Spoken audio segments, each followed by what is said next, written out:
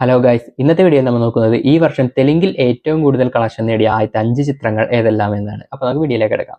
5ാം സ്ഥാനത്തുള്ള ചിത്രം കുബേരയാണ്. ധനുഷ് നായകനായി എത്തിയ നാഗാർജുനയും പ്രധാന വേഷത്തിലെത്തിയ ശേഖർ കമലയുടെ ചിത്രം കുബേര വേൾഡ് വൈഡ് ബോക്സ് ഓഫീസിൽ നിന്നും 138 കോടി രൂപയാണ് സ്വന്തമാക്കിയത്.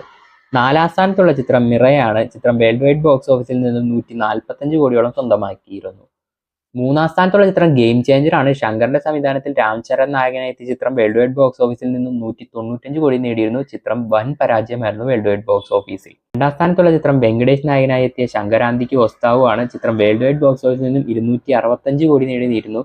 ഈ വർഷം ഏറ്റവും കൂടുതൽ ലാഭം ഉണ്ടാക്കിയ തെലുങ്ക് ചിത്രമായിരുന്നു ശങ്കരാന്തിക്ക് ഒസ്താവു. 1ാം സ്ഥാനത്തുള്ള ചിത്രം പവൻ കല്യാൺ നായകനായി എത്തിയ ദേ കോൾ മി ഓജി ആണ്. വേൾഡ് വൈഡ് ബോക്സ് ഓഫീസിൽ 295 കോടി രൂപയാണ് ദേ കോൾ മി ഓജി നേടിയത്. വേൾഡ് വൈഡ് ബോക്സ് ഓഫീസിൽ എബോ ആവറേജ് ഹിറ്റായിരുന്നു ഓജി. അപ്പോൾ ഈ 5 ചിത്രങ്ങളാണ് ഈ വർഷം ഏറ്റവും കൂടുതൽ കളക്ഷൻ നേടിയ തെലുങ്ക് ചിത്രങ്ങൾ. They call me OG, Sankranthiki ഒസ്താവു, game changer, Mirai, Kubera.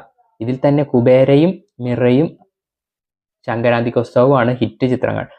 Game changer പരാജയവും ഓജി എബോ ആവറേജുമായിരുന്നു. അപ്പോൾ അടുത്ത വീഡിയോയിൽ നമുക്ക് മലയാളത്തിൽ ഈ വർഷം ഏറ്റവും കൂടുതൽ കളക്ഷൻ നേടിയ ചിത്രങ്ങൾ ഏതെല്ലാം എന്നാണ് നോക്കുന്നത്. അപ്പോൾ അതൊക്കെ കാണണമെന്നുണ്ടെങ്കിൽ ചാനൽ സബ്സ്ക്രൈബ് ചെയ്ത് അടുത്തുള്ള ബെല്ലൈക്കൻ ക്ലിക്ക് ചെയ്ത് വെച്ചോ. അടുത്ത വീഡിയോയിൽ ഉടനെ കാണാം.